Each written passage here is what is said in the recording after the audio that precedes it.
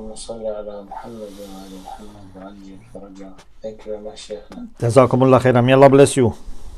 Thank you. Sheikh, we have a number of questions, inshallah. Some of them are general and some of them are related to the subject. Just to try to start with those related immediately to the subject and then see how it goes. So, inshallah, the first one, title of the question is Muwahhideen.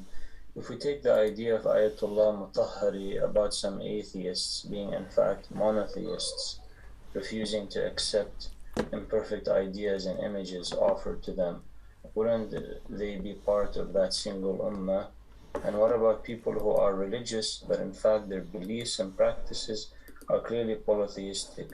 What is their position in this ummah? I think it refers to the idea of Adl divine justice, that he says, according to some Muslim philosophers, some people who die without Iman, but they may have Tawheed Fitri, and on the day of judgment they may be resurrected as Muwahhid. I think this refers to that idea. Yes. Okay, so this is not for dunya. So we cannot consider them now as Ummah Wahida, but in the hereafter, yes, then they would be part of the same Ummah.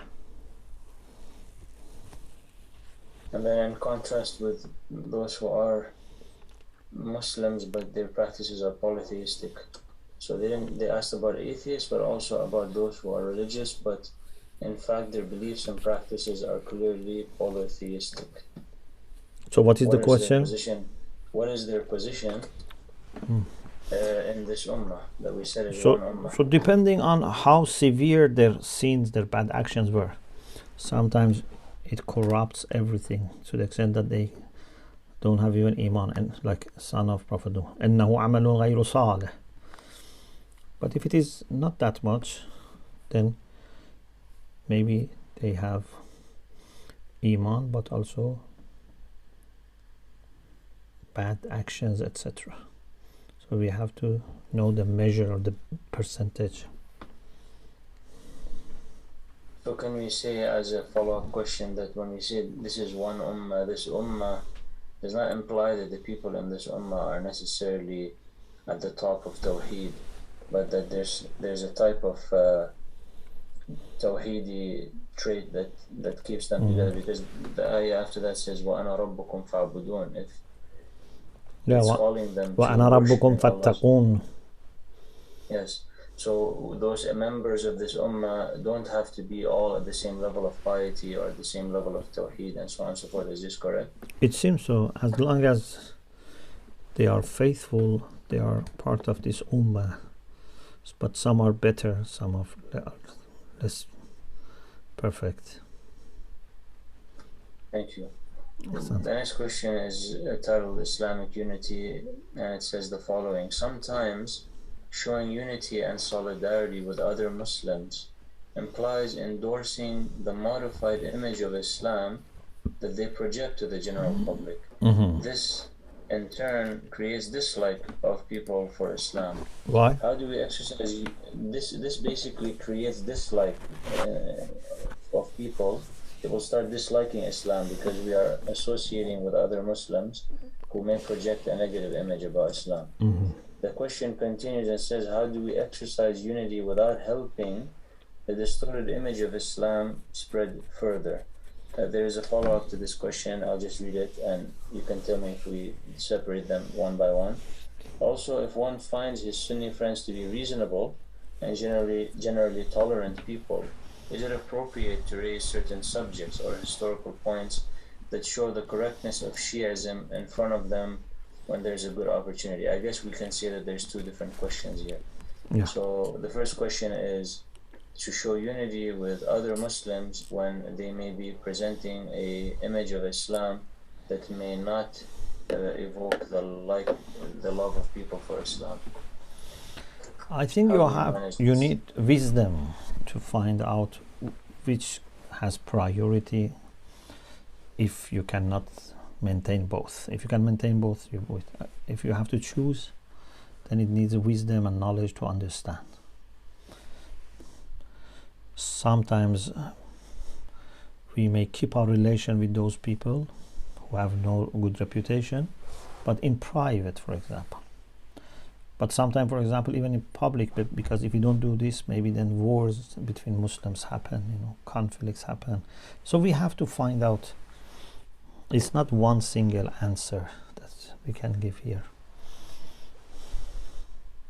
Thank you. And the second part of the question, which is another kind of related question, it says this, that if we have Sunni friends that seem to be reasonable and tolerant, should we raise certain subjects or historical points that show the correctness of Shiism in front of them when there is a good opportunity? So should the subject be open when we see that there's a reasonable and generally tolerant Sunni friend?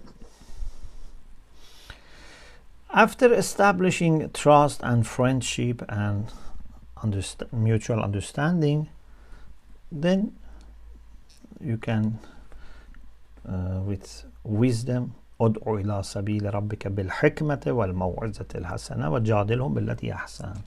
With wisdom, with very beautiful style, you can see whether there can be a room for a scientific discussion, بحث علمی, scientific discussion, not a kind of propaganda or pressurizing, etc. Thank you. You're welcome. We'll try to squeeze in the last question. This is the last question. This is more, yes, this is a more practical question that we I saved for last, just so that we, if we had time. So it says the following: Assalamu alaikum. Alaykum assalam wa rahmatullah. Can it be that the fact that the person shows hesitation and decides to do istikhara becomes the reason for negative istikhara? For example, a person has a wish or a goal, and suddenly what he wants is offered to him, his prayers are answered, many people work together to make it happen for him, spend their time, use their connections. In the end, what he desired and prayed for is finally in front of him, on the conditions that he could not even expect. Yani basically his wish has been achieved. And then he decides to do an istikhara, to take this opportunity or not. Isn't it a kind of failure to recognize Allah's hand in everything that happened, show appreciation and gratitude? Could this be the reason why the person is not ready for the blessing that came his way? Or for example, somebody wants to marry a person and in the end they decide to do istikhara. If they have this doubt now, would it not still remain unresolved after the wedding? And wouldn't it mean their decision is not mature yet, and hence the istikhara would come out negative? In other words, that the person's attitude has an impact on the result of the istikhara.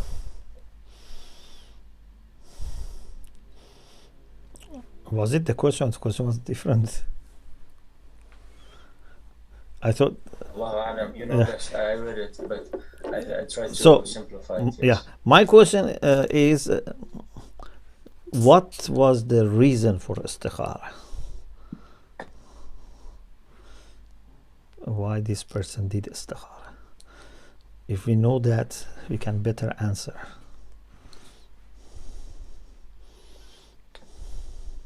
Okay. So inshallah, to be followed up, we have this question here. It doesn't say what was the reason, only that somehow the attitude of the person or their failure to recognize certain things would have an impact on the outcome of the istikhara. Basically, their inability to the istikhara doesn't, whether it has an impact, because it's saying that their failure to recognize the gifts that are there, then this has an impact on the outcome. It becomes negative because of. In other words, if where I shouldn't do istikhara, I do istikhara, would this make my istikhara to come bad? For example, imagine somebody does istikhara about whether or not they should support a cause, or whether or not they should help somebody. I mean, can the istikhara misguide a person? Is it possible the istikhara misguides a person? Is it possible the istikhara becomes negative as a result? I mean, the person is seeking hidayah. I mean, it's a very difficult question. I don't know how to interpret it. I But think if the person is it seeking, possible that we yes. misguide the istikhara? Yeah, it's almost a circular question. Yeah. But I think that I can read it again if you like. I understood that the attitude of the person is a factor in the result of the istikhara. Yeah. So if I understood the question well, the answer is that if we don't do istikhara properly, then there is a chance that the result may not be showing our real maslaha. If we don't do istikhara properly in the proper time, proper way, for proper and legitimate reasons, then istikhara may actually misguide us, confuse us, because this was not the right place for istikhara.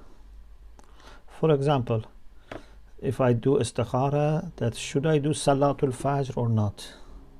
I'm tired, I say, let me do istikhara. Then there is great chance that istikhara becomes bad.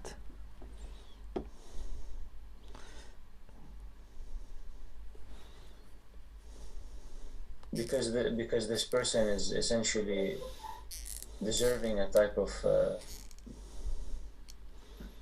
it's almost a punishment for this person, type of istidraj.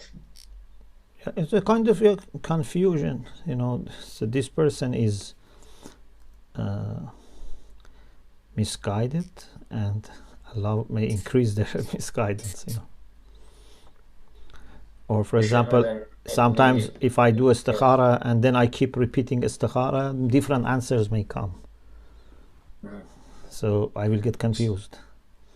So how should we approach it correctly then? I remember I want to bring up, because I know you talked about a very beautiful thing in practical wisdom in the Quran about a method of istikhara that involves consultation and dua beforehand. Yes, and also we had this discussion in jurisprudential rules in Hose, in jurisprudence, about Qur'a. After Qur'a there was a discussion about istikhara. It needs a separate discussion, but basically istikhara is not a proof, number one. Number two, istikhara is more a matter of dua for guidance. We have to pray for guidance.